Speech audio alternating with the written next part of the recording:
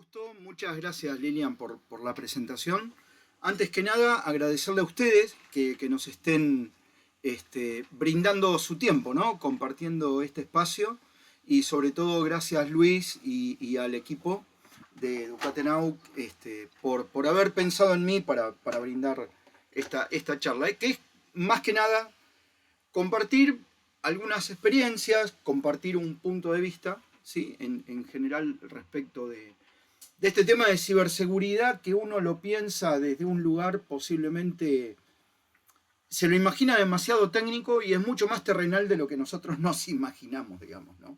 Y los errores que uno comete muchas veces respecto de cómo nos protegemos en general en este mundo con esta tecnología, tiene que ver con cosas mucho más terrenales de las que nosotros nos imaginamos, ¿no?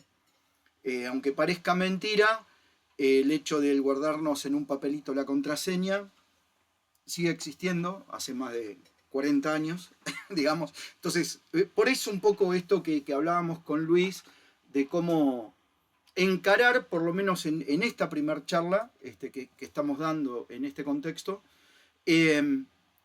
lo importante que es la parte de la educación, digamos, ¿no? La educación de cómo proteger el proceso educativo, por un lado, para aquellas instituciones de educación, digamos, como lo pueden ser universidades, institutos como el de Luis y su equipo, etc., ¿no?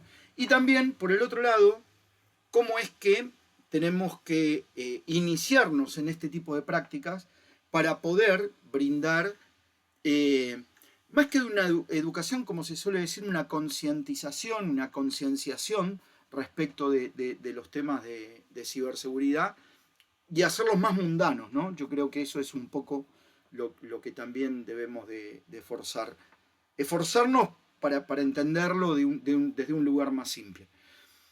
Primero que nada, bueno, más que nada compartir con ustedes el hecho de que si alguien tiene alguna consulta, a mí creo que en principio las charlas las doy de una manera bastante coloquial, digamos, ¿no? En general, de compartir experiencias, si hay alguien que quiere comentar algo, hay algo de lo que comento que le genera una duda, o quiere compartir su propia experiencia, si bien creo que somos muchos, por ahí levantando la mano, ordenándonos entre Lilian y Luis, nos pueden dar una mano a ver de cómo nos comunicamos, ¿no?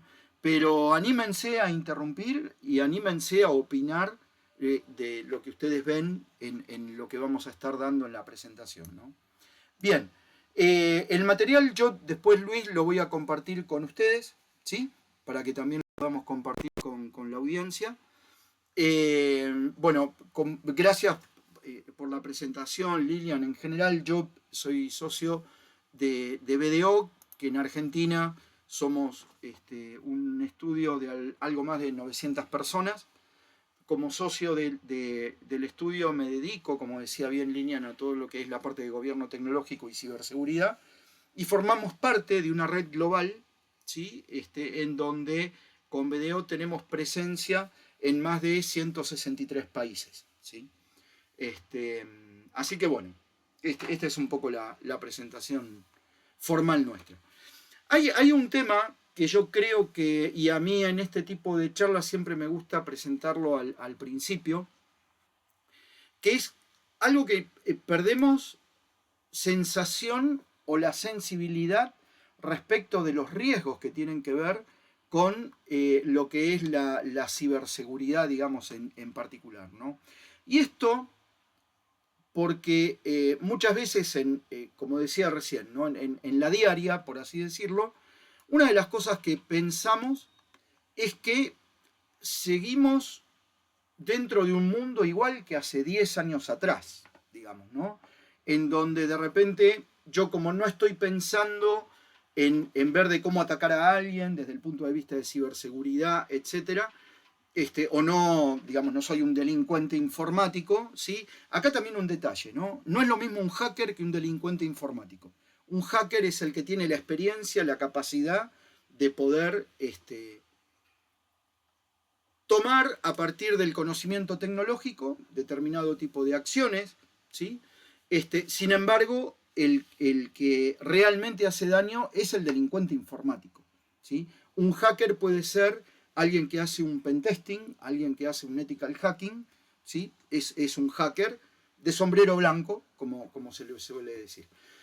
Pero bien, como les decía antes, estamos en un cambio de paradigma totalmente diferente al que hemos tenido hace varios años atrás, en donde a mí me gusta mostrar, por ejemplo, un mapa como este, que es el de Kaspersky.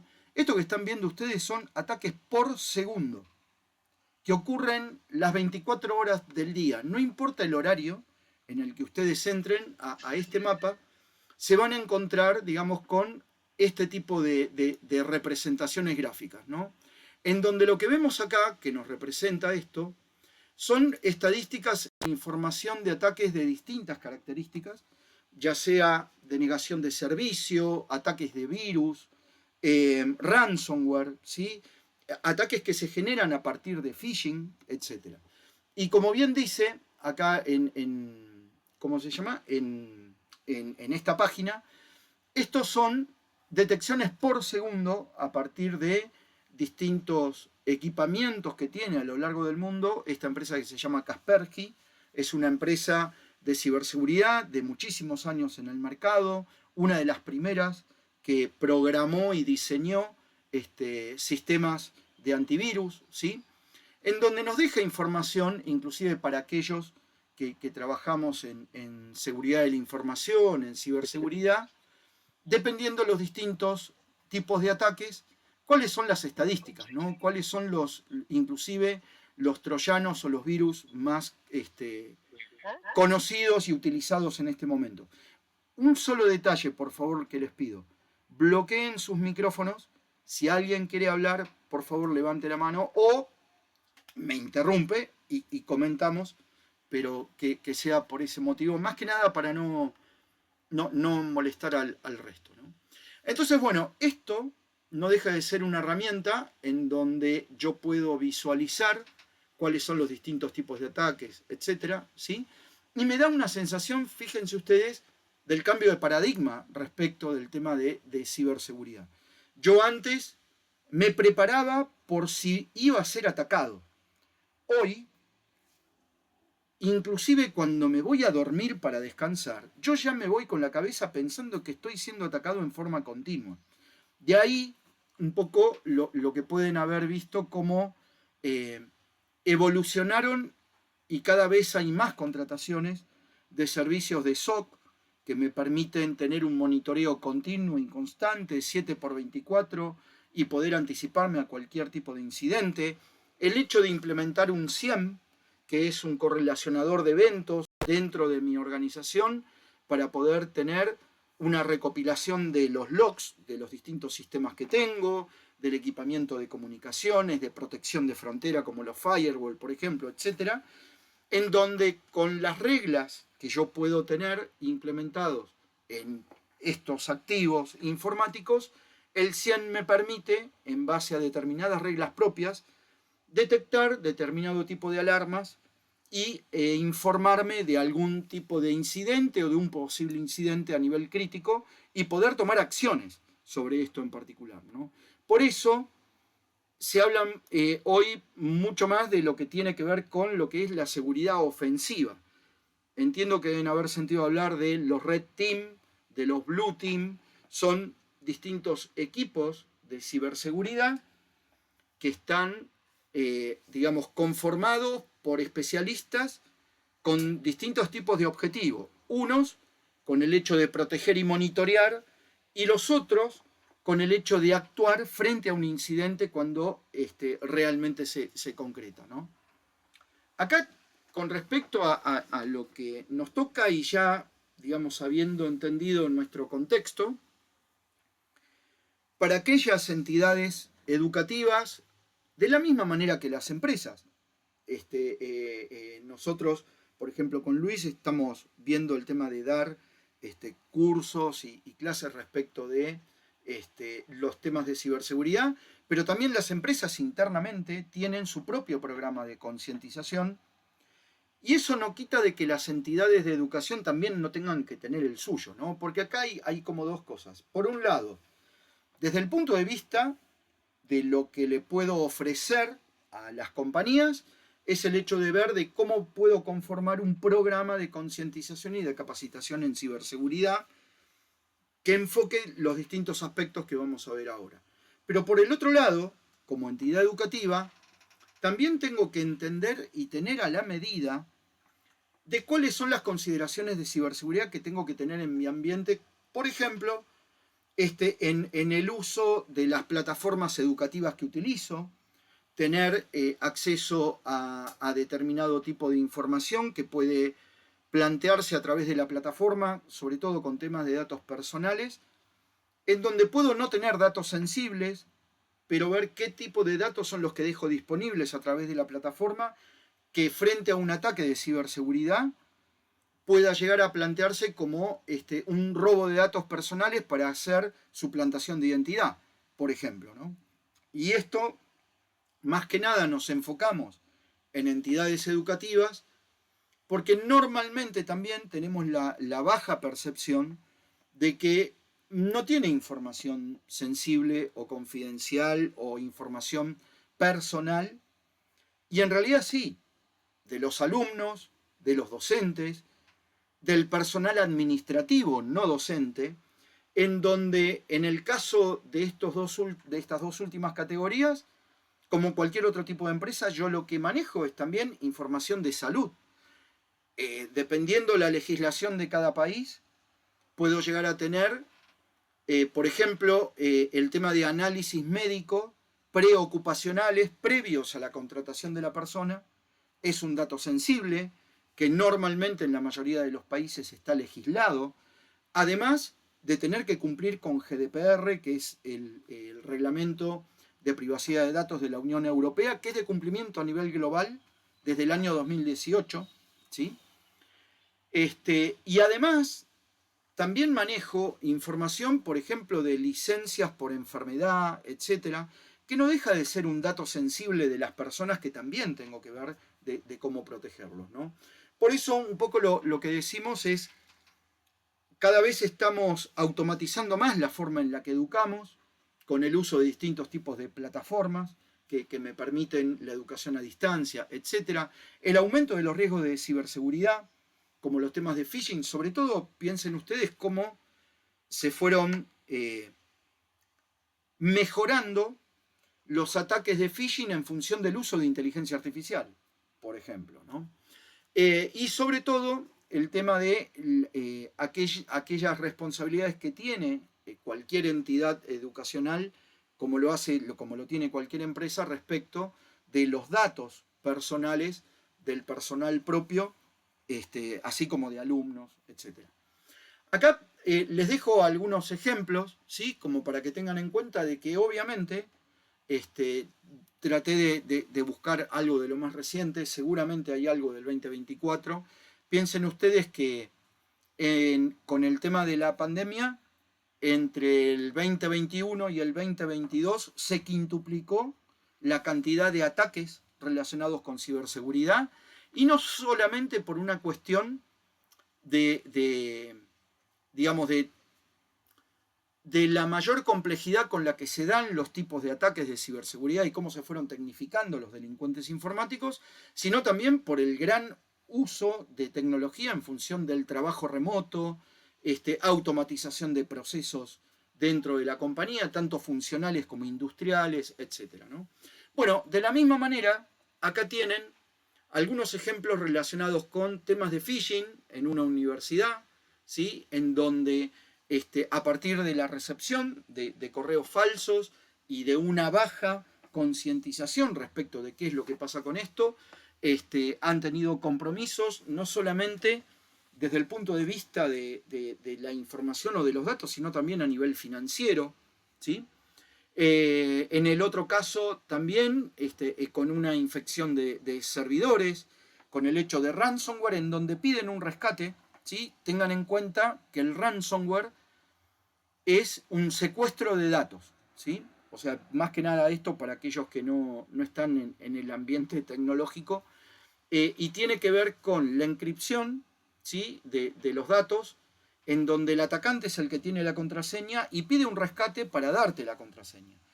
Acá hay dos cuestiones a tener en cuenta, ¿no?, con esto. La primera, que yo pague no me asegura que el delincuente me devuelva en un 100% la posibilidad de poder desencriptar mis datos.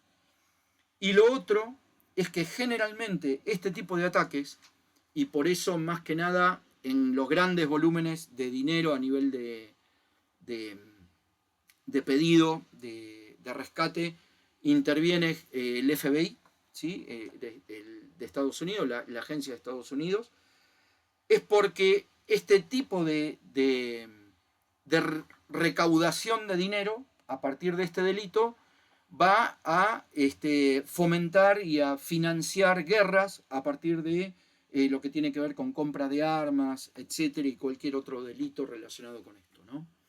Bien, temas de filtración de datos, etcétera.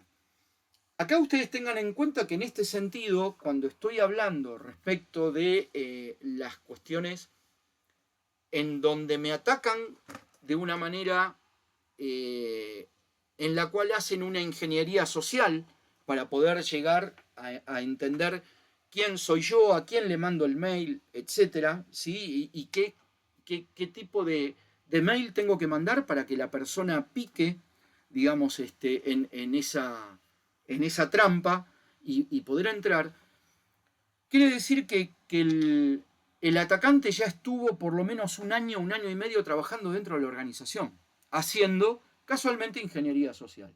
Normalmente, una de las cosas que se hace, y por eso no hay que minimizar los temas técnicos a nivel tecnológico de segregación de redes, o tener, digamos, un buen control sobre los distintos activos informáticos que tenemos dentro de la compañía, etcétera, porque cualquier puerta abierta me puede servir para poder sondear la red, poder entrar a los sistemas de correo, poder leer los correos y entender quién es cada uno de las personas que interactúa a través del correo dentro de la compañía, entender quién es el que aprueba, quién es el que facilita determinado tipo de cuestiones. Acá yo les doy un ejemplo de una cosa en particular que nos pasó a nosotros con un cliente de salud, en donde fue atacado a partir de ingresar por un software de medición de temperatura de la heladera de las vacunas, por ejemplo. Que el error estaba primeramente en no tener controlado este software de una manera, de una configuración segura a nivel de contraseñas, el tema del uso de usuarios de altos privilegios, etcétera. Y obviamente, como recopilaba información que iba siendo monitoreada, estaba conectada directamente a la red, y en la misma red que estaba todo el resto del sistema, inclusive no solamente la parte administrativa del ERP, sino también la historia clínica electrónica, ¿sí?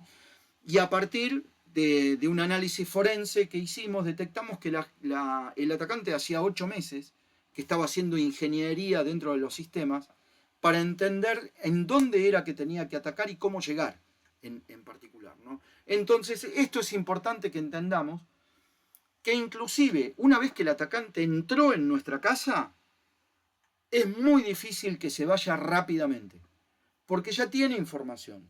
De alguna manera, por más que yo bloquee direcciones IP o determinado tipo de direcciones de correo falsas, etcétera, va a seguir generando y a los 2 o 3 meses va a volver a probar, etcétera, hasta que en algún momento se cansa y deja de hacerlo. Pero normalmente, una vez que se es atacado y uno quiere o resuelve, digamos, ese ataque en particular, después durante un periodo de tiempo, en mi experiencia me ha pasado alrededor de 6 meses más, un año, vuelve a querer seguir a atacar este atacante, ¿no? Acá lo que tenemos que entender también es, dentro de esto, el contexto en el cual nos manejamos, ¿sí? Y en el cual, al igual que cualquier compañía, una entidad de educación utiliza múltiples plataformas, múltiples medios a partir de los cuales comunicarme con esas plataformas, en donde también hay un nivel de complejidad en donde los medios en los que me comunico no necesariamente son los que están bajo la administración de la institución, digamos, ¿no? Porque yo entro, por ejemplo, a la facultad a donde doy clases desde mi celular, desde mi compu, y es algo que, o desde mi tablet, y es algo que, digamos, de cómo yo cuido mi computadora, si tengo antivirus o no, la institución no tiene, digamos, control sobre eso. Entonces acá, este tema del uso indiscriminado a nivel tecnológico es algo que habrán sentido ustedes nombrar también hace tiempo. Digo, no hay nada nuevo en los temas de tecnología. Lo que hay, digamos, es como una reformulación del uso. Inteligencia artificial nació en los años 50, la virtualización nació en los años 50 con los equipos mainframe, y en este sentido, en lo que estamos hablando tiene que ver con la omnicanalidad, digamos, ¿no? El tema de la omnicanalidad y la omnipresencia de mi identidad digital, ya sea a través de redes, a través de distintos tipos de aplicaciones que puedo llegar a utilizar, es un problema desde el punto de vista administrativo, ¿sí? Es un problema desde el punto de vista de cómo protegerme a nivel de fuga de datos y principalmente si son datos regulados como los datos privados de las personas, digamos, ¿no? Por eso, uno de los mayores inconvenientes que solemos encontrar y que muchos de nuestros clientes detectan que necesitan una mano en esa cuestión, es de establecer un contexto de formalización de la gestión, ¿sí? de lo que tiene que ver con la tecnología y de la identidad digital de la compañía y a veces, como en el caso de instituciones de educación o como en el caso de los bancos, también de cómo gestionar la identidad digital de sus clientes. En el caso nuestro, docentes y ¿cómo se llama? Y alumnos, digamos, ¿no? En particular. Y acá entran otro tipo de cuestiones que está asociado a cómo controlar también otras cuestiones en donde yo lo que hago es delegar la administración, porque hay otro que lo hace mejor. Ustedes piensen que también cuando yo tercerizo algo es porque me brinda un beneficio, tiene más conocimiento que yo, tiene más recursos, más capacidad, me resuelve otros riesgos, pero si yo no los controlo y no verifico que esté haciendo las cosas de acuerdo a mis políticas de seguridad, voy a seguir estando en riesgo. Yo tengo que controlarlo. Entonces, uno de los principales riesgos que van a haber en distintos tipos de encuestas, informes de seguridad, tiene que ver con la tercerización, con el hecho de la cadena de suministro en particular. Nosotros podemos tener una plataforma educativa que se la presentamos a nuestros alumnos y las usan nuestros docentes y es una aplicación SaaS en la nube, en donde todo lo que tenga que ver a nivel administrativo de operación depende de un tercero, con la pequeña, entre comillas, diferencia que el responsable por los datos que se están manejando ahí adentro sigo siendo yo. Y yo tengo que responder y no el proveedor, ¿sí? Entonces, ahí en el tema de la elección, los controles, es eso también lo que tenemos que tener en cuenta. La complejidad de la tecnología, ¿sí? El tema de lo que tiene que ver con... Cuando hablamos de estandarización, es de... Y esto suele pasar en empresas que por ahí no son muy metodológicas, en el retail, por ejemplo. Empresas de energía, sobre todo en lo que nos toca ver en LATAM, en general, en donde tienen distintos ambientes relacionados con la tecnología y por ahí yo para las aulas utilizo un router para conectarme a la red de que me venden en el kiosco de acá a la vuelta y sin embargo yo adentro de mi data center tengo los Fortinet de última generación ¿y de qué me sirve tener en el data center eso si tengo un atacante que me puede entrar por el Wi-Fi, por ejemplo? ¿Sí? Entonces, el tema de estandarizar tiene que ver con una cuestión, primero a nivel de seguridad, obviamente. Lo otro tiene que ver con una cuestión también de optimización a nivel administrativo. Piensen ustedes que yo tengo, primero, hay recursos finitos en relación a esto, y cuántos recursos necesitaría para manejar 5 marcas diferentes de switches con 3 o 4 modelos diferentes por cada una de las marcas. No consigo más de, no sé, necesitaría 10 personas para que manejen eso. Entonces también tiene que ver con esta cuestión. Perdón, Luis ahí levantó la mano. Sí, es en relación a las plataformas educativas, que en muchas ocasiones están pues administradas en tercero, a decirlo así.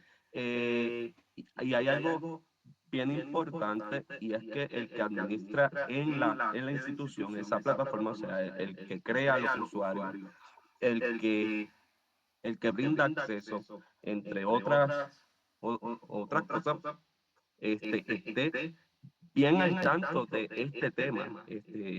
Es bien importante aplicar unos estándares, una política, unos pasos que estén acorde a este tema. O sea, es importante esa parte.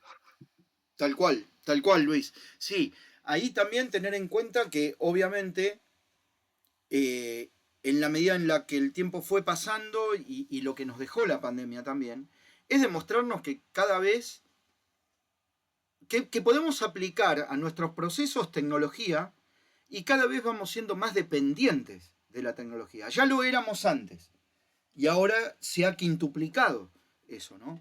De hecho, hay una encuesta con una investigación que hizo Gartner oportunamente que dice que el 80% de los procesos de negocio de cualquier compañía van a estar automatizados o van a utilizar tecnología de alguna u otra forma ya en este año, en el 2025.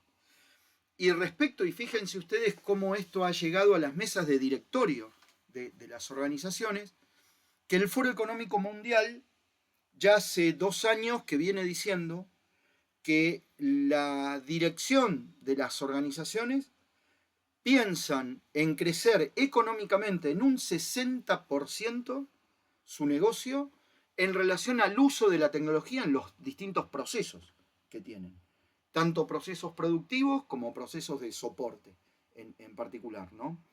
Entonces, ahí ya ven ustedes todo el nivel de complejidad y por qué hablamos de formalización cuando mencionábamos esta cuestión, es que yo ya no puedo pensar en utilizar tecnología en mi organización, en mi entidad, en mi institución, si no lo pienso desde el punto de vista de gobierno. Yo hoy tengo que gobernar.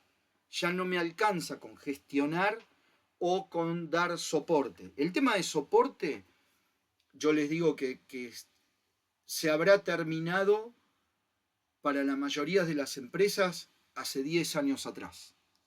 Y hoy estamos en esa evolución de algo que se hablaba en COVID, ya en COVID-5, digamos, ¿no? Hace 20 años atrás, y que nos costó mucho a aquellos que estamos en tecnología que nos entiendan, digamos, desde el punto de vista de la organización en general, que nosotros tenemos que gobernar la tecnología. Y para poder gobernarla, lo primero que tengo que hacer es formalizar los procesos y capacitar y educar en la forma en la que se llevan esos procesos adelante dentro de mi organización. ¿Sí? Acá algunos temas en particular que habría que abordar desde el punto de vista de las entidades educativas a nivel de medidas de ciberseguridad en ambientes educativos. Obviamente, utilizar plataformas educativas que me permitan implementar el doble factor de autenticación. ¿Sí? Por el otro lado, ahí mil gracias Laura por el comentario. Gracias. Por el otro lado, lo que les comentaba antes, tener en cuenta de que al igual que en organizaciones como entidades de salud o cualquier otro tipo de compañía, vieron ustedes que yo tengo por un lado la red de Wi-Fi corporativo, en donde yo con mi equipamiento mobile me puedo conectar a cualquier aplicación de la compañía a través de la red corporativa por Wi-Fi, pero tengo segregada la red de invitados, por ejemplo. De la misma manera yo tendría que ver de cómo dentro de la institución educativa puedo ir segregando por necesidad de conocer por así decirlo, como dice seguridad de la información, las distintas redes. La red administrativa por un lado, puedo llegar a tener una red para docentes, porque piensen ustedes, por ejemplo, yo doy clases también en la Universidad de Palermo, acá en Buenos Aires, y digo, no soy un docente que sea o que tenga que acceder, por ejemplo, a información administrativa de la universidad. Yo tengo que acceder a la plataforma y al material educativo y a algún material que me puedan llegar a dejar disponible en relación a los alumnos por el tema de calificaciones, etc. Pero ¿para qué quisiera yo? Y acá viene el hecho de que siempre pregúntense esto, ¿no? Desde el punto de vista de seguridad. ¿Para qué quisiera yo, o para qué quisiera Julio, por ejemplo, conocer determinado tipo de información, como por ejemplo los estados contables de la universidad, si lo único que hacemos con Julio es ir a dar clase una vez por semana de riesgos en tecnología, por ejemplo, ¿no? El otro concepto importante a tener en cuenta, y esto para aquellos que hoy estén trabajando ya de una manera formal en seguridad de la información, con la ISO 27001, etc., tener en cuenta, por un lado, la importancia de la actualización de la 27001 a la versión 2022, y por el otro lado, entender el concepto de que yo tenga aplicado seguridad de la información en mi compañía no quiere decir que esté abordando temas de privacidad. La seguridad de la información lo que hace es proteger los datos. No importa la característica de los datos, ni el atributo. Yo lo que hago es clasificarlo sí, en si es confidencial, privado, o público, ¿sí? Interno o público, pero no me lo diferencia con la sensibilidad del tema de la privacidad del dato. ¿Por qué? Porque la privacidad lo que hace es proteger la identidad de las personas, más allá del cuidado del dato. Y ahí la importancia de cuando estén tratando datos personales, el hecho de poder identificar es algo muy parecido a lo que es la protección del dato de tarjeta a través de la regulación PCI. No sé si alguien la sintió nombrar, la conocen, pero vieron que el dato de tarjeta hay una regulación que permite proteger ese dato para que no haya fraudes, robo, etc., ¿no? Con el tema de la privacidad pasa lo mismo. Yo lo que tengo que proteger es, en el caso, por ejemplo, de una entidad de salud o en un dato preocupacional, si a una persona tiene un diagnóstico determinado, yo por ahí tengo que saber el diagnóstico. Che, ¿cuánta gente enferma de tales cosas son las que tengo dentro de la entidad de salud? 200. Pero no tengo que saber quiénes son las que tienen, ¿sí? Esto yo lo utilicé como ejemplo y hicimos un proyecto de un plan médico en una institución médica para poder mejorar los servicios de la institución médica, teniendo en cuenta qué tipo de afecciones había en distintas regiones del país, el volumen que había, para ver si había que mejorar a nivel de diagnósticos y todo ese tipo de cuestiones en determinadas regiones del país. Pero yo necesito saber en dónde viven esas personas y cómo se llaman. No. Entonces lo que hago ahí es segregar la información, ofuscar la información, enmascararla, para que la persona que es comercial necesite únicamente el dato que necesita para diseñar su modelo comercial. Y punto, ¿sí? Eso es lo que tiene que ver con el tema de la diferencia entre seguridad de la información y privacidad de datos, ¿sí? Obviamente, también una de las medidas de protección es el hecho de un poco lo que estamos haciendo ahora a nivel de concientización y formación, ¿no?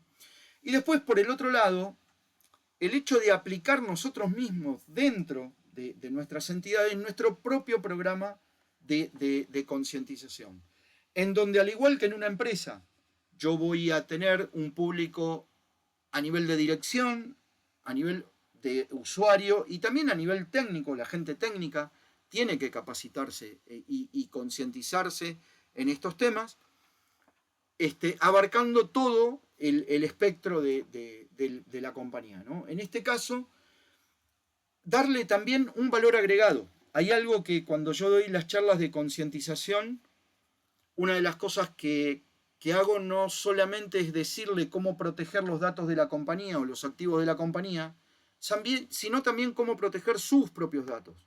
Cómo tienen que utilizar el home banking, cómo utilizar las contraseñas. Digo, che, no uses la misma contraseña que usás en las redes para tu home banking o para alguna aplicación transaccional. ¿Sí? Ni utilices tu correo o alguna red para compartir información en donde pueda llegar a ser sensible, digamos, ¿no? En particular lo que estás compartiendo, ¿no? Entonces esto también, darle un valor agregado desde el punto de vista de las familias, digamos, ¿no? Hacer un diagnóstico inicial, capacitar, hacer prácticas habituales respecto de lo que tiene que ver con simulaciones de ataque. Por ejemplo, hay distintas plataformas que también hacen esto. Lo que les comentaba antes, formalizar implementando políticas y normativas, ¿sí? En particular. Y entrándonos, por ahí, no sé, Luis, nos extendemos unos minutitos, yo voy a tratar de hacer. Como podrán ver, me gusta hablar un montón. Y hablo. Y por eso les pido que me interrumpan, ¿no? Pero me parece que está bueno que entremos. Sí, Luis. En realidad, el tema en cuanto a las contraseñas Sí. es algo bien importante y es cuando las apuntamos en cualquier esquina Ujú. y las acomodamos en las oficinas, eh, en áreas que cuando uno entra es visible el verlas. Sí.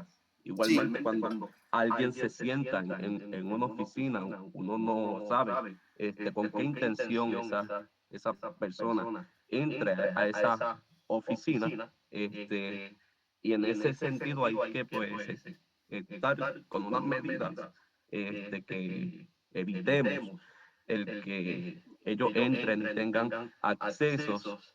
Incluso yo he escuchado en aeropuertos, hay personas ya ahí Sí.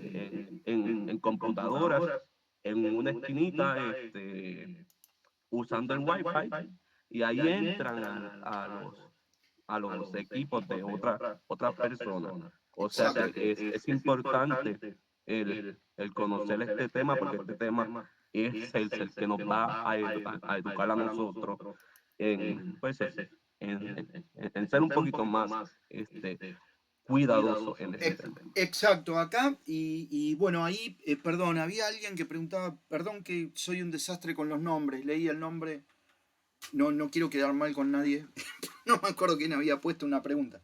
A ver, que decía que no le gustaban las herramientas, digamos, de las bóvedas, digamos, de contraseñas. A ver, acá hay un tema que es lo mismo que la cuestión del antivirus, ¿no? Yo creo que hoy por hoy contratar o bajarse, descargarse un antivirus gratuito para tenerlo en nuestras máquinas personales, eh, digamos, no es pensado. Ya no estaríamos de acuerdo con eso. De la misma manera que utilizar alguna herramienta para almacenar contraseñas en forma electrónica que también sean gratuitas o que sean en la nube, digamos, ¿no? Hay algunas que he visto que están en la nube, eso obviamente no es recomendable. Sí, gracias Alexander. Sí, una cuestión, por ejemplo, hay herramientas como el KeePass, que yo me lo puedo instalar, como se suele decir, on-premise en mi máquina en forma local, que encripta las contraseñas. Yo le pongo una contraseña diferente, digamos, con un nivel de complejidad, obviamente. Y eso es una herramienta que yo, por ejemplo, recomiendo. Lo que sí, y esto es algo que se suele utilizar bastante y la gente lo hace a veces como muy mecánico, es el tema de guardar las contraseñas cuando vieron que yo entro por la web, en Windows sobre todo, Google también este, con el navegador hace lo mismo. pero vieron que les pregunta, ¿quieres guardar la contraseña? Te lo pregunta por default como si fuera algo muy inocente. Y la realidad es que si yo lo que hago para hacer más cómoda mi vida y no acordarme todas las contraseñas, si las guardo, eso queda adentro de una carpetita, en un archivito dentro del sistema operativo, en donde piensen ustedes que eso está escrito en un manual de Microsoft y que además es recontra archi conocido por cualquiera.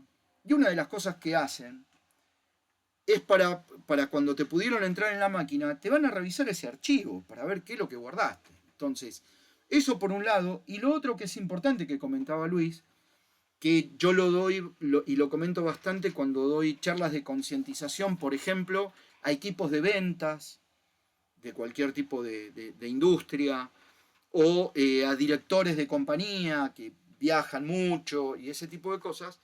Obviamente una de las cosas que yo tengo que hacer es no conectarme a internet en un wifi público. Sobre todo si voy a entrar a mi home banking o voy a entrar a alguna aplicación transaccional de mi compañía. ¿Qué es lo que tengo que hacer? Tengo un celular que hoy es un router. Entonces lo que hago es me activo la zona wifi de mi celular y utilizo el internet de mi teléfono. Digamos, ¿no? Esa sería la solución. El otro tema, por ejemplo, es cuando ando en el auto. La notebook, nunca llevarla, apoyarla en el asiento de adelante, aunque la apoye abajo en el piso. Tendría que estar o en el piso, debajo del asiento, en la parte de atrás, o en el baúl, por ejemplo, ¿no? Entonces, son pequeños detalles que nos ayudan de alguna manera a tratar de protegernos. Y esto es un poco lo que compartimos en esas charlas de concientización, ¿no? No sé, ahí Luis, si vos querías comentar algo más, o hay algún otro comentario.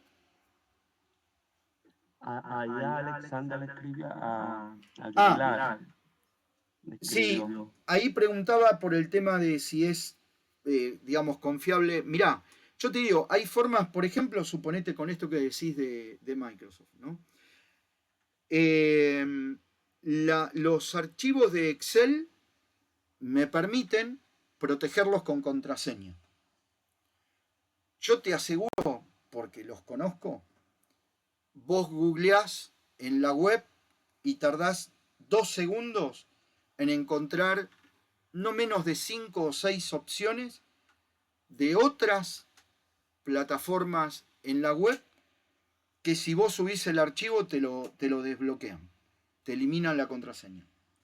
Con lo cual, lo más seguro es encontrar algún tipo de herramienta desde el punto de vista personal, como el KeePass, por ejemplo, o comprar una herramienta, digamos, de bóveda de ensobrado electrónico de contraseñas, es lo más seguro, ¿sí? Un archivo de Excel hoy te lo puede desbloquear cualquiera, inclusive sin ningún tipo de conocimiento, porque como te decía, podés blanquear inclusive hasta las contraseñas de los PDF. Hay aplicaciones como, creo que hay una que se llama I Love PDF, que vos subís el archivo bloqueado y te lo desbloquea. No necesitas vos hacer nada. Y te descarga el archivo desbloqueado, digamos, ¿no? Por eso también tener en cuenta qué tipo de información yo voy a estar subiendo a servicios de nube, por así decirlo, o a cuestiones de facilidades de Internet. Y de la misma manera que me puede pasar con inteligencia artificial. Ya hubo varios, no sé si yo ahora no lo puse acá como ejemplo, lo tenía, pero como no era el tema, lo saqué. Pero por ejemplo, ya hubo incidentes de privacidad de datos y de fuga de datos en inteligencia artificial. Porque al no estar regulado internamente dentro de la compañía, esto pasó en Samsung, por ejemplo, un equipo de abogados para poder mejorar su performance en el análisis de contrato, no tuvieron mejor idea que subir toda una pila de contratos que tenían con los clientes al ChatGPT, y el ChatGPT tenía una falla que dejó disponible. Aparte, piensen ustedes que eso que ustedes suben, sobre todo en el ChatGPT público, es información que ustedes le están dejando a la inteligencia artificial para que la aprenda y la comparta con otros. O sea que es una locura subir información confidencial de una empresa. Bueno, a esta gente le pasó y tuvieron que pagar, creo que más de 20 millones de dólares en multas por temas de privacidad de datos, digamos, ¿no? Entonces, acá hay una cuestión que por eso nos pareció interesante con Luis, repito lo mismo, el tema de la sensibilización y la concientización, ¿sí? Yo el tema de educar lo tomo, la palabra está bien como verbo de la acción, pero digo, yo no educo, yo lo que hago es comparto conocimiento. ¿Sí? Son como dos cosas, es como ponerse en otro nivel. Entonces, bueno, el hecho de capacitar y de concientizar desde este lugar tiene que ver con la cuestión de que nos sensibilicemos en estos temas, sobre todo con la tecnología emergente que hay hoy. Hoy una empresa que no tiene una gestión, o mejor dicho, que no tiene un gobierno de datos y que no tiene un gobierno tecnológico, es imposible que se pueda poner a pensar en serio en el hecho de utilizar inteligencia artificial o algún otro tipo de tecnología emergente, big data, etcétera, dentro de sus procesos de negocio, pensando en un resultado seguro sin afectar el control interno y a sus clientes, ¿sí? Ustedes piensen que toda organización, no sé si todos conocen COSO como manual de control interno desde el punto de vista de dirección de las compañías, pero COSO tiene toda una definición de riesgos que ya desde el año 2015 incluyó dentro de sus riesgos los temas asociados a riesgos tecnológicos y de ciberseguridad. Y en el 2017 ya los incluyó en los ERM, en los Enterprise Risk Management, que son los libritos de riesgo que le llega a la junta directiva, en donde la junta directiva analiza todos esos riesgos, en los que ya tienen riesgos de ciberseguridad y tecnología. Piensen ustedes como una institución como el Foro Económico Mundial, que no tenía nada que ver con tecnología, hoy menciona efectos e impactos tecnológicos que afectan a la economía y a la cuestión financiera de las organizaciones y de los países.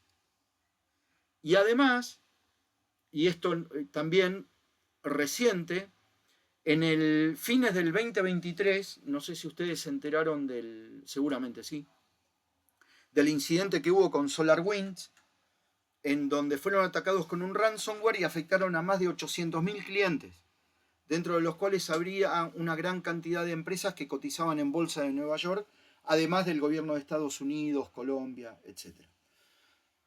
El nivel de impacto que tuvo ese ataque fue tal que la SEC, que es la entidad que regula lo que tiene que ver con el aseguramiento a los accionistas de las empresas que cotizan en bolsa de Nueva York, cambió su reglamento en donde el propio presidente de la SEC define a la ciberseguridad como un daño material para las organizaciones. Y llevaron al CISO, al director de seguridad de la información y de ciberseguridad, al mismo nivel que los directores de las compañías en el hecho de la penalización si llegaban a tener algún tipo de incidente. De hecho, el CISO de SolarWinds no solo en este momento está con un tema de legal a nivel no solamente desde el punto de vista económico, sino desde el punto de vista, puede quedar preso este muchacho, ¿sí? Además de tener una alta multa, y además no puede volver a trabajar en ninguna empresa que cotiza en bolsa de Nueva York. O sea que se quemó su vida, digamos, ¿no? Su trayectoria profesional. Y acá el problema no tiene que ver con un tema técnico.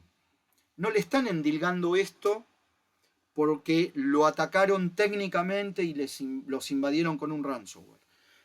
A él lo están cuestionando porque no comunicó adecuadamente los riesgos de ciberseguridad a la dirección y a los accionistas.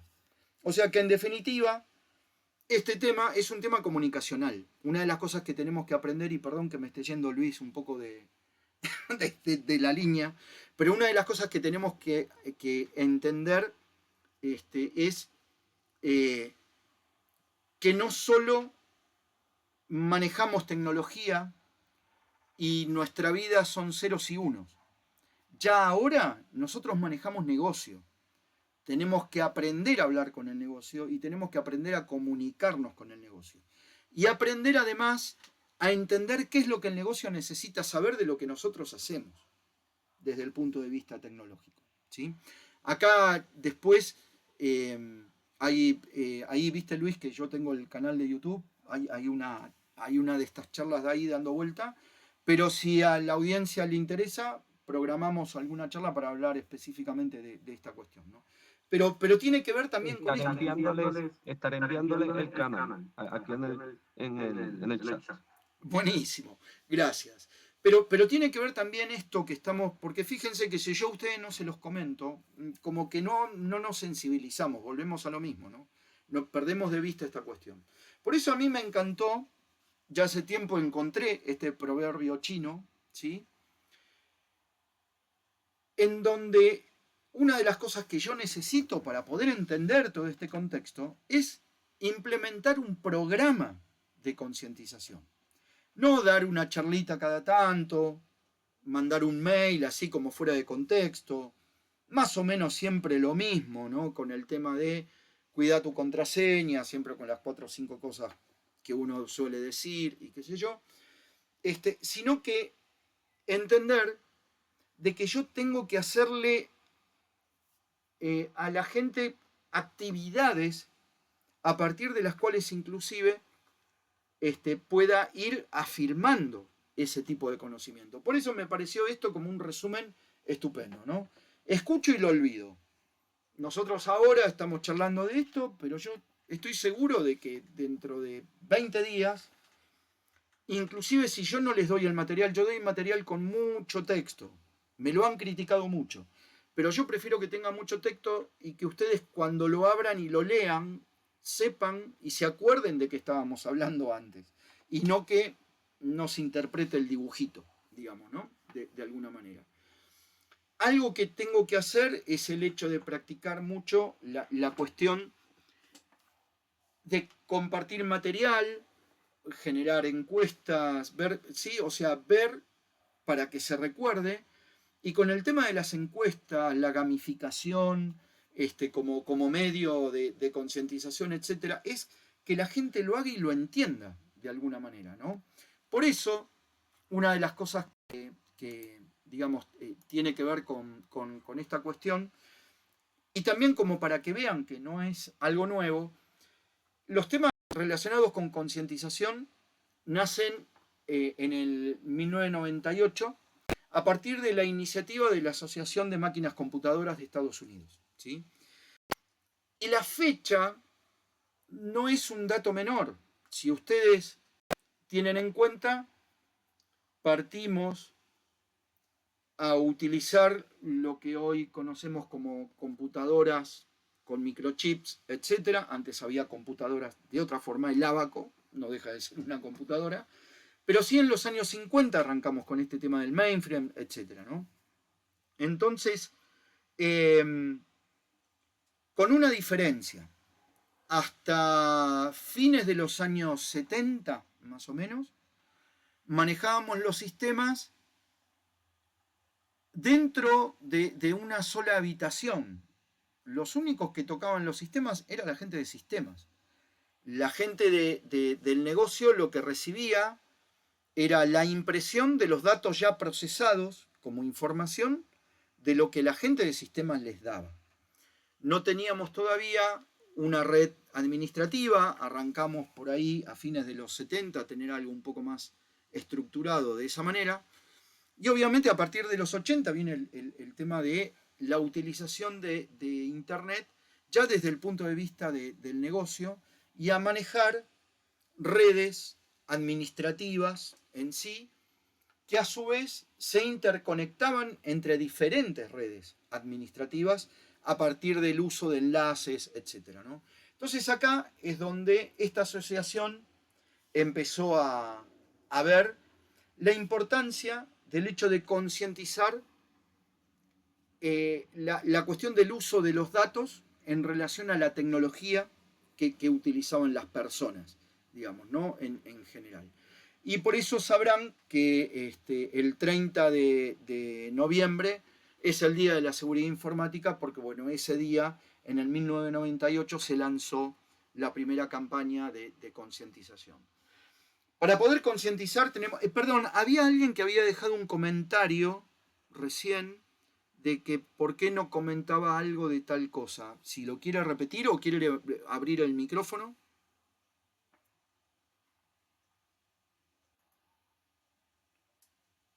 ¿Hola? Sí.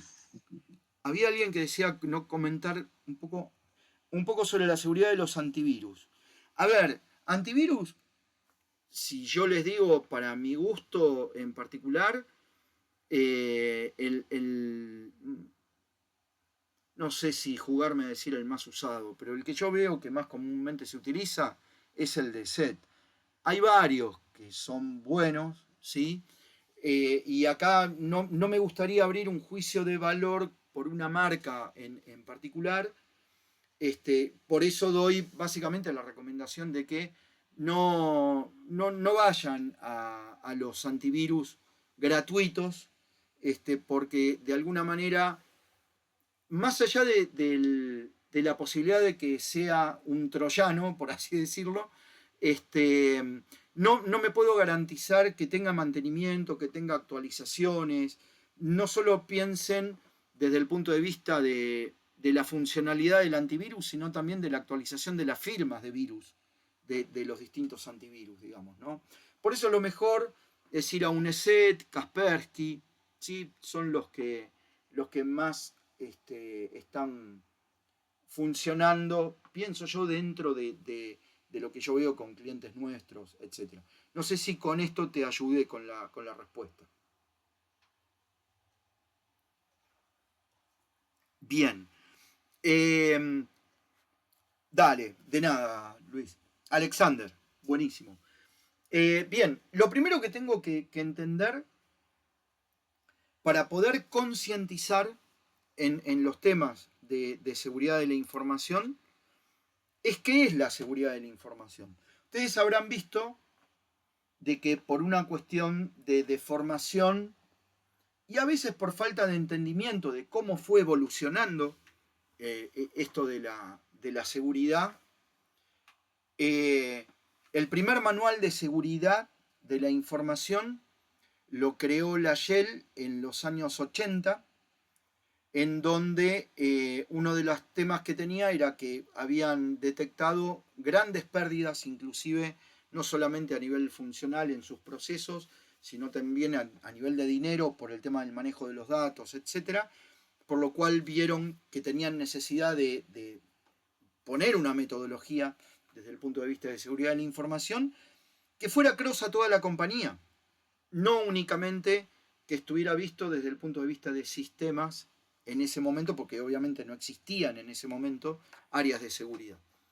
Y fíjense cómo será esto de tal manera que lo que hace la Shell en el Reino Unido, porque vieron que la Shell es holandesa y tiene capitales ingleses también, pero en el Reino Unido en aquella época le regalan el manual terminado a la Secretaría de Comercio del Reino Unido, y la Secretaría de Comercio del Reino Unido saca la primera guía que está relacionada con el hecho de evaluar a las empresas de acuerdo al nivel de cumplimiento de esos requisitos de seguridad que se habían planteado en ese manual. Eso fue lo que sirvió como base para lo que oportunamente fue la BS 7795, si mal no recuerdo. Sí, 7795, porque después vino la ISO con la 17795, ¿sí? que se terminó transformando, que todavía no era certificable, ninguna de las dos, y se termina transformando en la primera versión del año 2005 de la 27001, que fue la primera norma certificable de seguridad de la información. ¿Sí? Y hoy hemos avanzado, pasado por la 2013, y ya estamos en la versión 2022 que se publicó en el 2022. Entonces, acá lo que tenemos que entender es que seguridad de la información es un todo. Y cuando hablamos de seguridad informática y de ciberseguridad, hablamos solamente del 25% de lo que significa la seguridad de la información.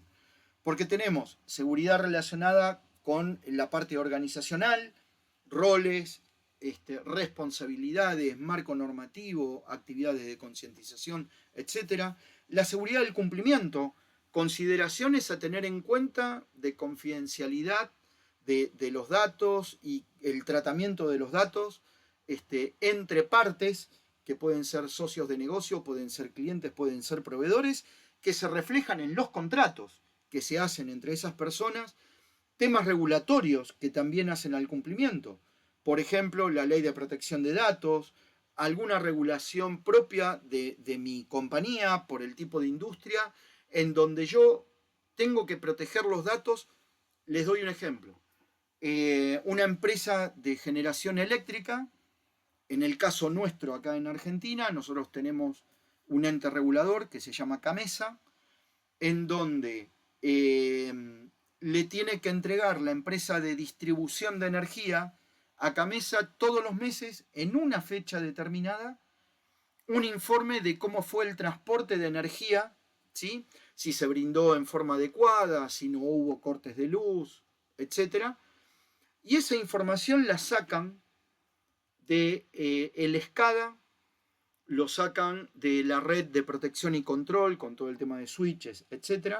Y todo eso va y confluye en el SCADA, en donde se deja toda esa información que después utilizan para el informe.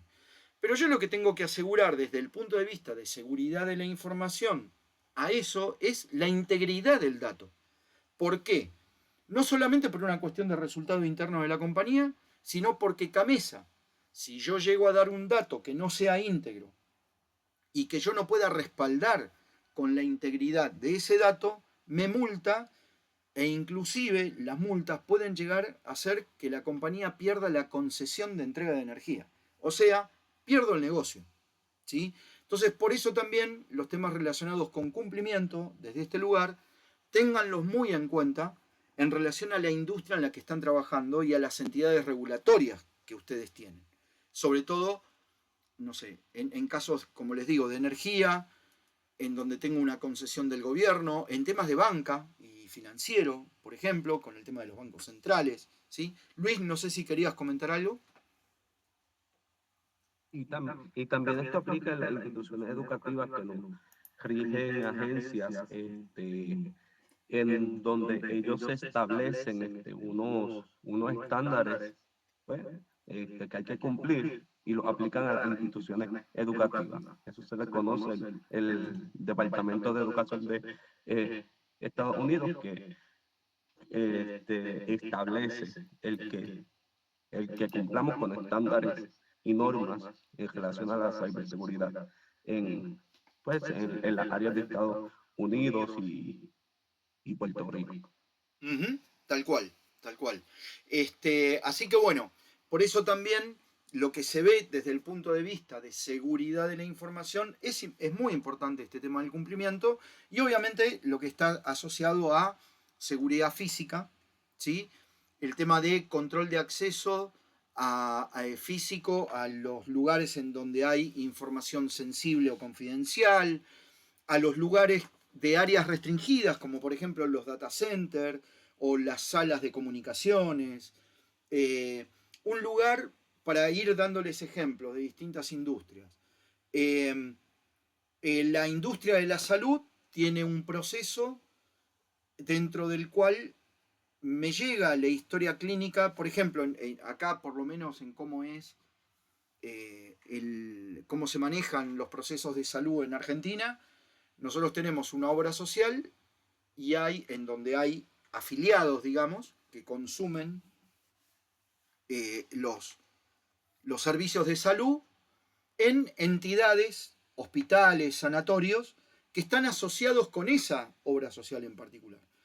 Entonces lo que hacen cuando yo me voy a un hospital a atender, le mandan mi historia clínica de esa atención médica a la obra social, y la obra social lo que hace es, por un lado, integra a la historia médica, historia clínica, perdón, centralizada, los datos de la atención, y además revisa los consumibles que hubo durante la atención y la factura que le envía el hospital para ver si es correcto lo que le tiene que pagar.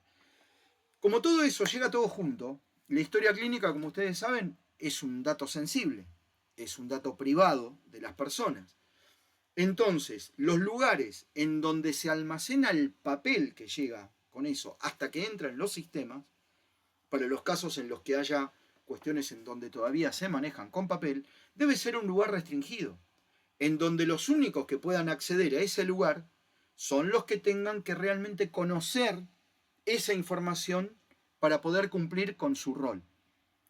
Esto lo sumo para que desde el punto de vista organizacional, una de las cosas que yo tengo que hacer desde la visión de seguridad de la información es darle a las personas privilegios de acceso a las aplicaciones y a los datos de acuerdo a lo que me dice su rol en la definición de puesto que la compañía me dio. Si yo soy un administrativo de cuentas a pagar, ¿por qué tengo que tener acceso a verificar la información que está por aprobarse en el pago a facturas, si yo lo que hago es la gestión inicial, no apruebo, yo verifico? ¿Sí? Acá tienen el tema de segregación de funciones y también el hecho de este concepto de, y esto va también para nuestra vida diaria. ¿Por qué yo quisiera compartir con Luis cuando me voy de vacaciones y cuando mi casa está sola? Si Luis no necesita saber eso para que tengamos una buena relación, por ejemplo. ¿Sí? Y yo en esto me he encontrado en situaciones en donde, bueno, obviamente ha pasado de que yo hablando en el almacén, le estoy contando a un amigo que por ahí no pasa nada con él, pero no sé quién está atrás. Algo de lo que dijo Luis, un poco el ejemplo hoy. Y esa persona me siguió y sabe dónde vivo. Ah, che, Fabián se va el domingo, sale de vacaciones. Y la casa va a estar sola. Joya. ¿Se entiende? Entonces, este tema, no sé ahí, Lucho, si querías agregar algo, pero... ¿No? Bien. Pero digo, tiene que ver con esto. Siempre piensen cuando van a compartir información qué necesidad de conocer tiene el otro, ¿no? De esto va la cuestión. Bien, entonces, para no estirarnos mucho. Esto es lo que es seguridad de la información. Pensemos, seguridad informática y ciberseguridad es una partecita, ¿sí? Por ahí hay un tema que es muy marketinero. Digo, por ahí queda más lindo hablar de ciberseguridad. Listo, sí, estamos de acuerdo. Pero la realidad es que estamos hablando de seguridad de la información. Y en este sentido, dentro de lo que es seguridad de la información a nivel de seguridad organizacional, es donde tenemos puesta la acción de la concientización, ¿sí? Y lo primero que tengo que ver con este tema de concientización es el hecho de conformar un programa formal en donde yo pueda ir abatiendo esos mitos y esas cuestiones que la gente por ahí, sobre todo desde la dirección y algunas áreas usuarias, creen que el problema de ciberseguridad o de seguridad de la información es un tema de tecnología. Y la verdad que no, es un problema de toda la compañía, ¿sí? Este tema de entender también, de tener esa falsa protección, digo, ¿no? Como para sacar temas en qué concientizar a la dirección. La dirección se piensa que porque invirtió $1 millón en firewall, estamos todos cubiertos y protegidos. Che, pero no tengo documentación para saber cómo se administra. No tengo una definición de roles y responsabilidades para ver quiénes los administran, quién lo configura, quién lo va a controlar. No tengo un estándar de configuración definido, ¿sí? Entonces, si no tengo una administración, en 2 semanas me compré unos hermosos floreros de $1.000.000, porque no me van a servir para nada. Por eso lo que hablamos del tema de la gestión y de la gobernanza, ¿no? Y lo otro también es el hecho de creer que porque a mi vecino no le pasó nada, a mí tampoco nunca me va a pasar nada. Acá un poco, por eso también lo que les decía, esto llevarlo en un lenguaje adecuado para cada uno de estos públicos, no es la misma forma en la que le voy a hablar a la dirección que en la que le voy a hablar a los usuarios, y también entender que esto me ha costado, sobre todo con la gente de tecnología, se piensan que el usuario pobre, usuario final, es el mal de todos los males. Y la realidad es que lo primero que tenemos que hacer es capacitar y concientizar a la dirección, a los gerentes y a las personas que están en tecnología, sobre todo mandos medios, porque son los que toman las decisiones. ¿Quién es el que piensa que para llevar adelante un objetivo del plan de negocios de la compañía, como les dije antes en el ejemplo del Foro Económico Mundial, en lugar de hacer las cosas con un cincel y una piedra, voy a implementar inteligencia artificial en un proceso de negocio? El que tomó la decisión, que es un director con el apoyo de un gerente de IT, ¿piensan ustedes que habrá pensado en cuáles son todos los riesgos que están asociados a eso? ¿Y cuánta plata van a perder, inclusive con el riesgo de perder la compañía en el caso de que algo salga mal? Yo la verdad que creo que no. Pero bueno, por eso, más que nada esto, ¿no? Y entender de que tengo que capacitar y que tengo que concientizar tanto en temas que estén relacionados con la parte técnica como en las partes funcionales. Y esto no quiere decir que las partes funcionales la deban conocer únicamente la gente de negocios. Los técnicos también tienen que conocer cómo funciona el proceso de negocio para saber cómo protegerlo, ¿sí? Porque ahí es donde está la habilidad de ver de cómo gobernar esto en particular, ¿no? Sí, Luis.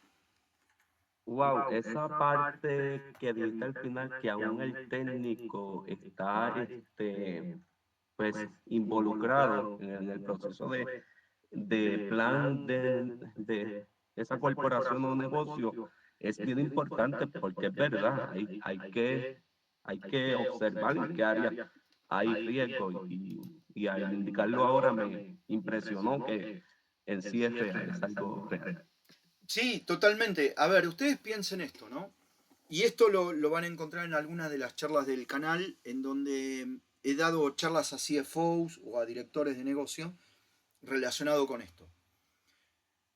¿Cómo hago yo para, supónganse, ¿no? Yo gerente de TI, CEO de la compañía, director de tecnología, ¿cómo armo mi plan de IT? Yo no puedo armar mi plan de IT, de respuesta al negocio, si no conozco el plan de negocio de la compañía, es imposible.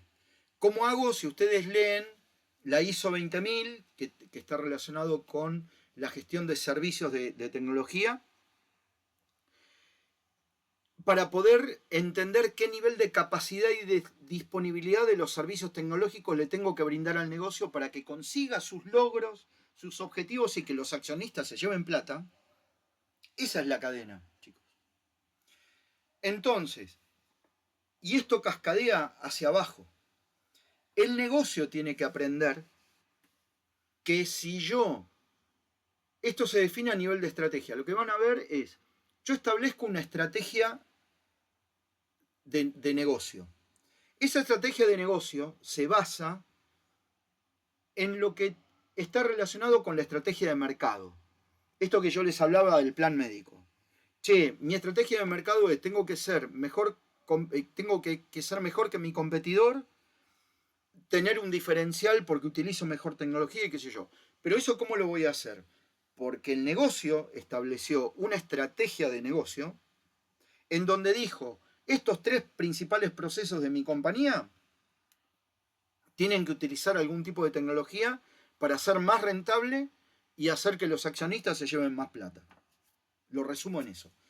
Pero al lado de la estrategia de mercado que le va a dar la respuesta comercial a la estrategia de negocio, tengo la estrategia de cumplimiento, que es esto que hablábamos antes, la parte de control interno, porque ¿cómo hago para poder ser rentable y darle plata a los accionistas si me cierran la compañía porque tuve una fuga de datos que la multa que tuve que pagar es multimillonaria en euros y volqué?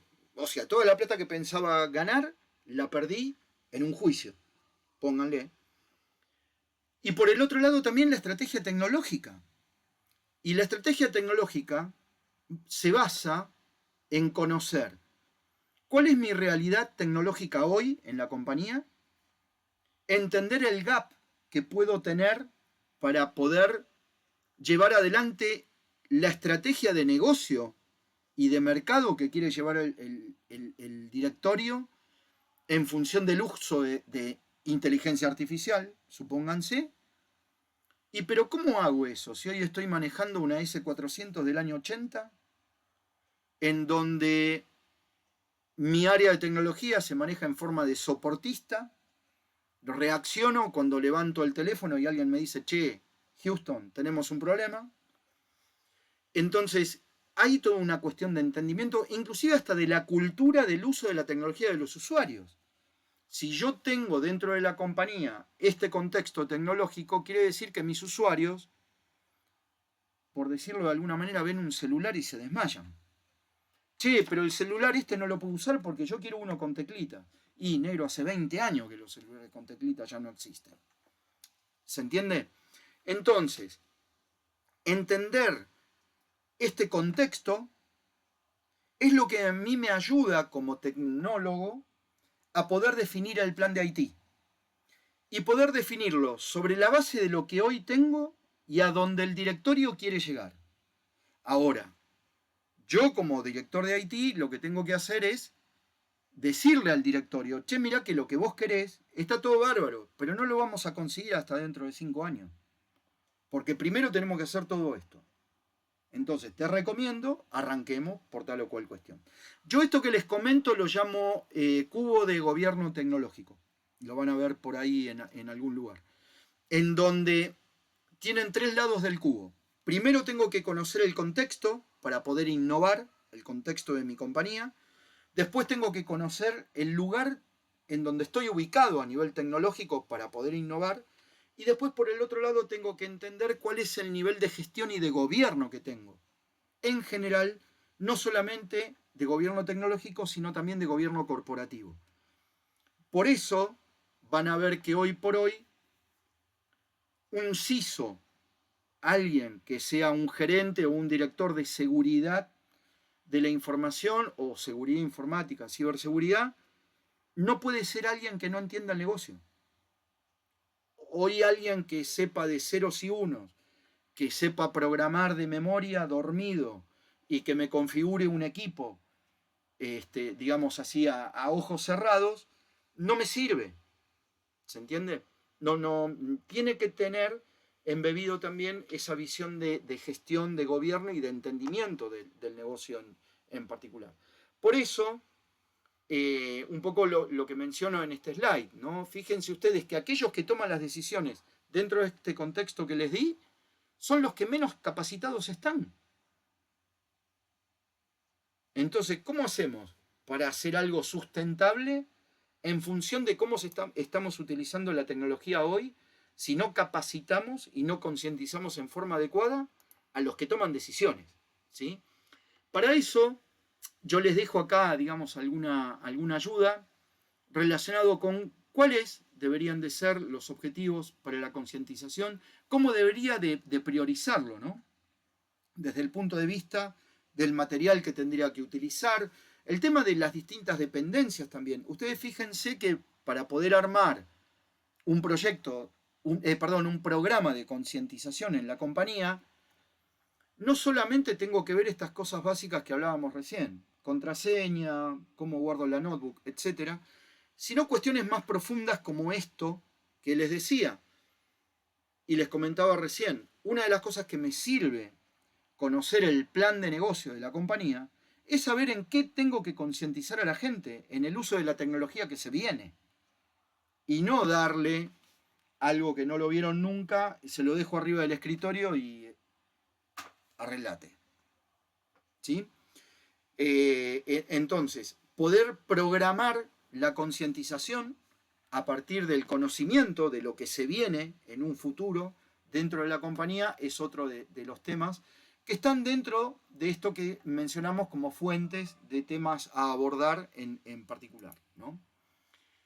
Elementos que componen la estrategia que debería de tener el programa, obviamente, entender cuál es el marco normativo interno de la compañía que tengo, cuál es mi política de seguridad, la norma de gestión de identidades digitales, el acceso a los datos, qué políticas tengo en sí, qué alcance es el que le voy a querer dar, también en función de los proyectos que tenga la compañía en particular, los distintos métodos en los que lo voy a implementar. Yo les hablaba hoy de distintas plataformas también que hay a nivel de concientización, que además del tema de mails, placas, etcétera, encuestas, también una de las cosas que me permite es el hecho de hacer evaluaciones y hasta hacer pruebas de ataques de phishing o de ransomware, etcétera, y gamificación, brindar juegos educativos para la gente, etcétera, ¿no?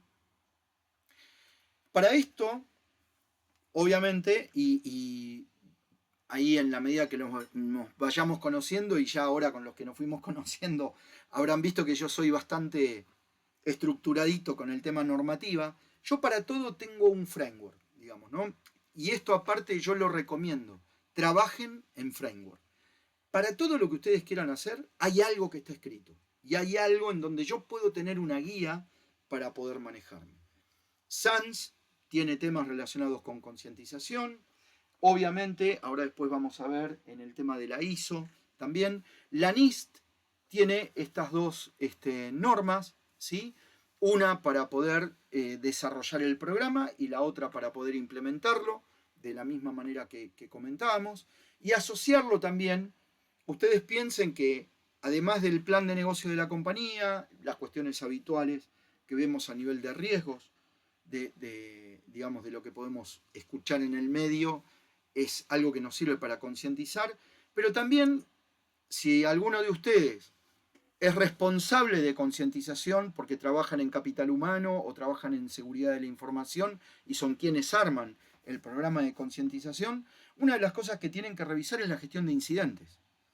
La gestión de incidentes y la forma en la cual no solamente los técnicos actúan frente a un incidente, sino también los usuarios, es algo que me puede dejar material para poder enfocar una actividad de concientización dentro de mi programa. De la misma manera, las prácticas de continuidad de negocio. Che, ¿cómo dio la prueba de continuidad de negocio? ¿Cuál fue el resultado? Y la verdad que tuvimos gente que empezó, sí, exactamente, ahí Luis, no sé si querés agregar algo. Sí, en esta parte es bien importante que se cree un plan de ciberseguridad que incluya en ese plan un área de incidentes en donde se involucre a a la institución en general y en qué forma es que se actúa ante tal incidente que ocurra. Tal cual. El otro tema, y como les decía antes, que está asociado con el plan de negocio, es conocer la gestión de proyectos de la compañía. Entender en qué momento se va a ejecutar cada uno de los proyectos, porque ahí yo necesito, teniendo en cuenta, imagínense que implementan inteligencia artificial en un proceso de negocio asociado con una aplicación SaaS brindada por un tercero. Y ahí yo tengo no solamente que capacitar a la gente técnica que va a administrar y va a operar posiblemente el servicio, y al usuario, que es el que lo va a utilizar, y ahí en la que lo voy a capacitar, obviamente no es en cómo usarlo, sino en los riesgos que hay en el uso. Pero además tengo la gente de auditoría. Yo una de las cosas que últimamente en estos últimos 5 años vengo insistiendo, che, la gente de auditoría tiene que participar de la gestión de proyectos, porque se tienen que enterar si los riesgos que hoy tengo realmente están siendo abordados y a su vez enterarse de los nuevos riesgos que hay. Porque así como capacito a alguien de seguridad para que controle e implemente controles en inteligencia artificial o a la gente de tecnología para que la administre, y yo tengo que también capacitar al auditor para que controle la parte de control interno asociado con esa tecnología. Si no, voy a estar dejando al negocio desprotegido durante meses una vez que eso lo ponga en producción, con el riesgo de que pase algo en esos meses, digamos, ¿no? Entonces esto también tenerlo en cuenta, ¿sí?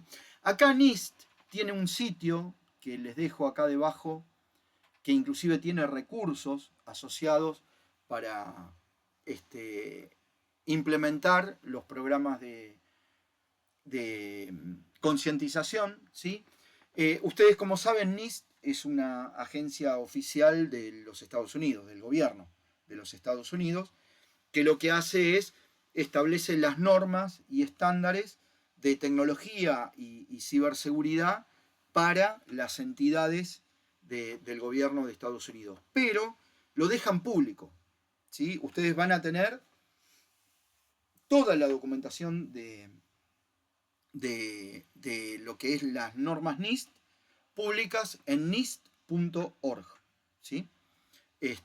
Y bueno, ahí también les quería dejar como información estos links a los cuales pueden acceder para ver un poco esto que estuvimos hablando recién. Esto tiene que ver con el hecho de entender cuál es el ciclo, ¿sí? Dentro del cual fuimos pasando estas cuestiones. Diseño, hago el desarrollo del programa, lo implemento y además del tema de evaluación, una de las cosas que es muy importante, y acá está bueno que si no lo tienen embebido dentro de lo que es capital humano, tengan la posibilidad de poder sumar dentro de la gestión de proyectos a algún tercero que vea la parte también del change management. Esto tiene un fuerte componente cultural y nosotros lo que necesitamos para poder cambiar nuestra visión respecto del uso de la tecnología es el componente cultural que tenemos dentro de las organizaciones. No importa el rubro al cual se dediquen, pero hay que vencer eso, digamos, ¿no? Y si no utilizamos prácticas relacionadas con el change management, se nos va a complicar un poco la cuestión en general, ¿no?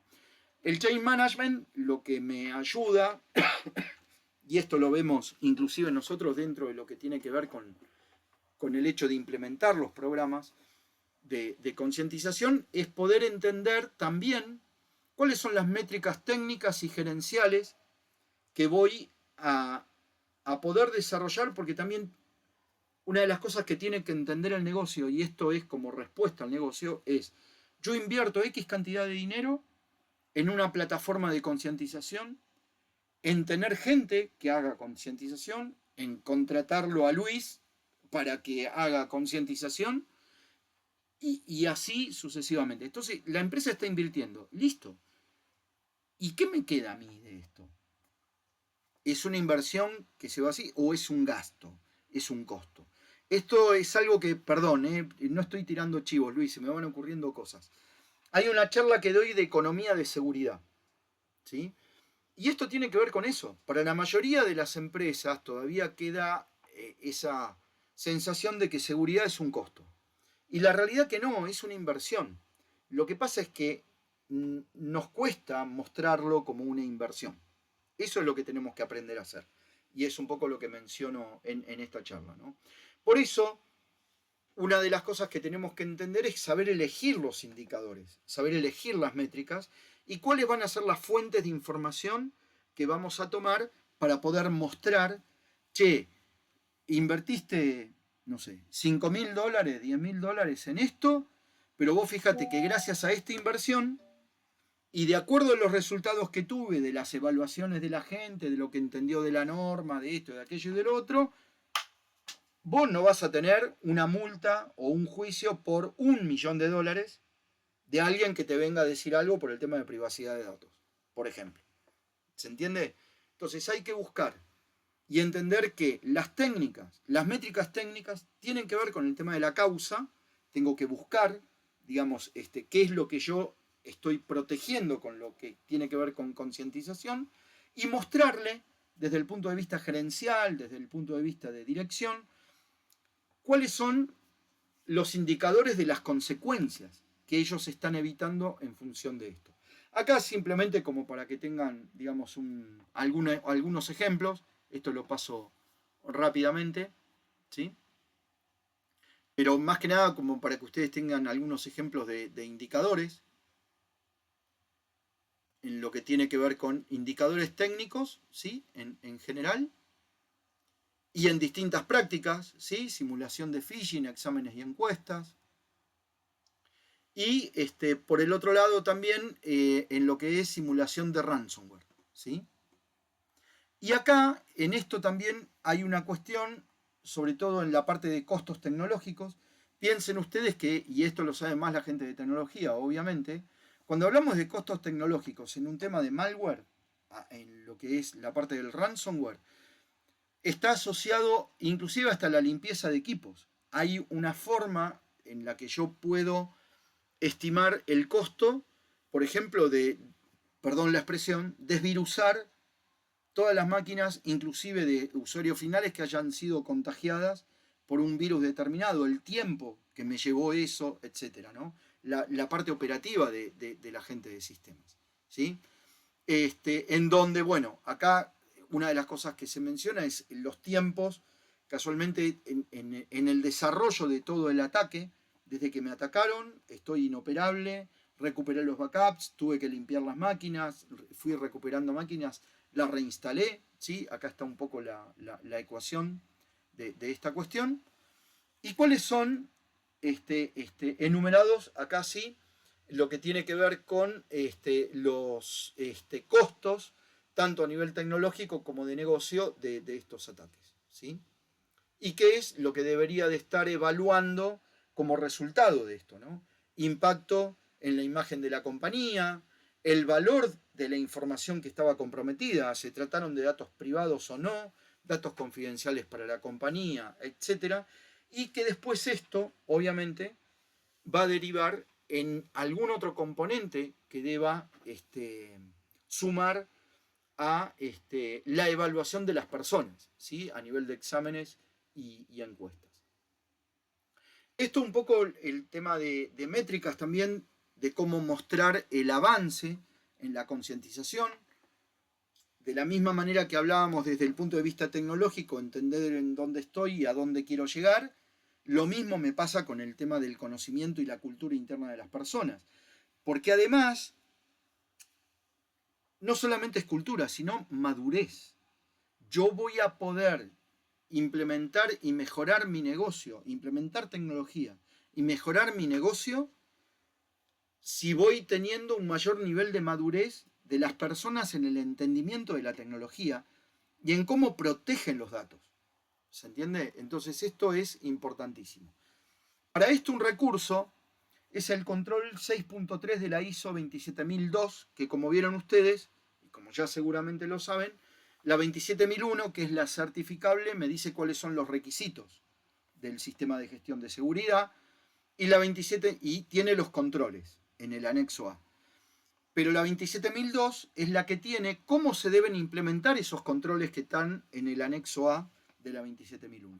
Y acá tienen una forma en la cual pueden ver a nivel de concientización los distintos aspectos relacionados con la medición de la concientización, ¿sí?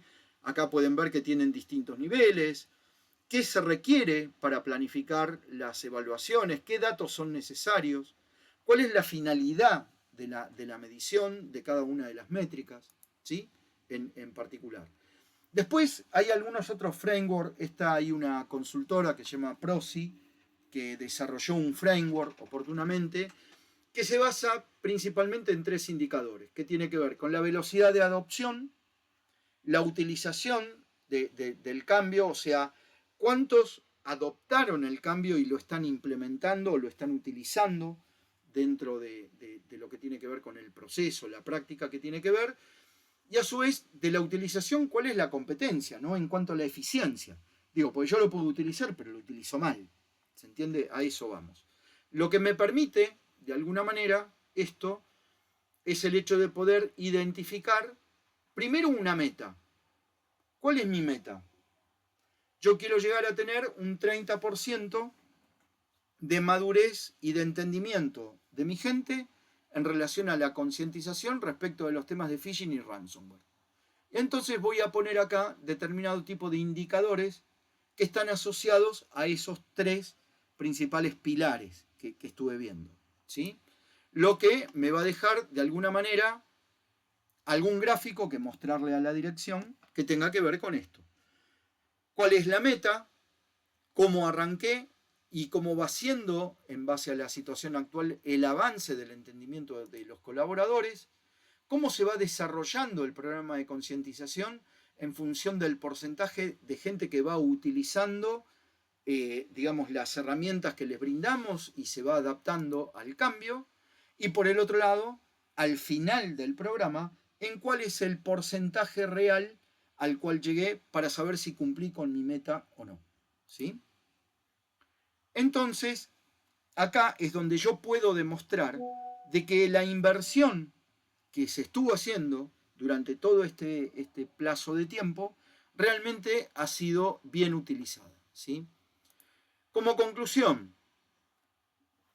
la idea no pasa por una cuestión de tener la mejor tecnología implementada dentro de la compañía, sino que pasa por entender cuál es el nivel de madurez y cuál es el nivel de cultura en toda la organización, desde los directores hasta el último cadete de la organización, respecto de la tecnología y la importancia de la protección de los datos en particular, ¿sí?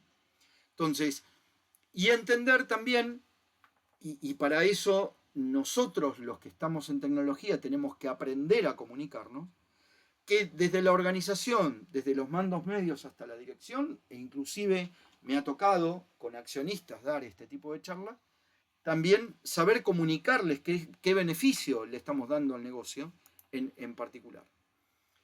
Tenemos que determinar, digamos, una estrategia apropiada, pero siempre partiendo de la base de qué lugar estoy arrancando. Si yo voy a generar algo porque sí y me voy a subir a empezar a utilizar determinado tipo de tecnología porque alguien me lo dice simplemente sin tener otro tipo de análisis, va a durar poco el efecto. Es como cuando Colón llegó a América con los espejitos de colores. Digo, nos obnubilamos con determinadas cosas y la verdad que vamos a terminar metiendo la pata, digamos, ¿no? Entonces, que esto también se traslade y no verlo únicamente desde el punto de vista de la compañía, sino que también explicar cuando estamos concientizando cuál es el efecto que puede llegar a tener desde el punto de vista personal. Y ahí es donde me ha pasado mucho de que cuando las personas entienden que si no se comportan de determinada manera hay un perjuicio para ellos, empiezan a entender el perjuicio para la compañía. Además de darle un valor agregado de cómo cuidar yo mis cosas, digamos, ¿no? Entonces acá algunas recomendaciones también de lo que fuimos hablando durante la charla, ¿sí? En donde inclusive, y esto corre por mi cuenta, Luis, disculpas, lo que ustedes hayan visto que quieren utilizar para poder representar algo en los lugares en los que trabajan, dentro del rol que cubran, etc., lo pueden utilizar. Así que, porque me parece que también para eso compartimos, digamos, y está bueno que esto se vaya dando a conocer, ¿no? Así que bueno, perdón, estuvimos un montón de tiempo. Les pido disculpas, pero yo cuando me pongo a hablar pierdo noción de la hora. Y les agradezco muchísimo que hayan sido lo suficientemente pacientes como para quedarse todo este tiempo acompañándonos. Aprovecho y agradezco a Fabián este tiempo, esta excelente información que nos ha brindado en esta noche. Entiendo que es un tema importantísimo, que entendamos, que empecemos a informar a la escuela en este tema, y estoy en cuanto a esto, pues comprometido en seguir ofreciendo estos talleres, esta información junto a Fabián. Así que agradecemos a Fabián este tiempo y el discurso que estuvo excelente. Si alguien pues quiere hacer alguna pregunta, aproveche, es el momento. Estaré enviándole un enlace en el cual estarán entrando al enlace y registrando su información en relación al certificado que se le estará emitiendo en estos días. Así que agradezco a Fabián y a ustedes igualmente el estar en esta hermosa información que es importante para nosotros. Y si Fabián quiere decir algunas palabras, aquí es bienvenido. Bien, no, gracias Luis. Nuevamente, muchas gracias a todos por habernos acompañado durante casi 2 horas, y haberme escuchado a mí hablar continuamente. Les agradezco un montón. Y a vos, Luis, y a todo tu equipo, Lilian, agradecerles también el haberme convocado y el haber confiado en mí para poder acompañarlos con esto. Así que de parte mía estarían. Agradecido, agradecido a todos. Envié esa información, ya pues pueden acceder a ese enlace. Estaré enviándoles unas cuantas veces. Ahí, accedan a él y registren información. Perfecto. Bueno, que tengan todos muy buenas noches. Les mando un abrazo muy grande. Agradecido, Fabián. Y nos vemos en la próxima.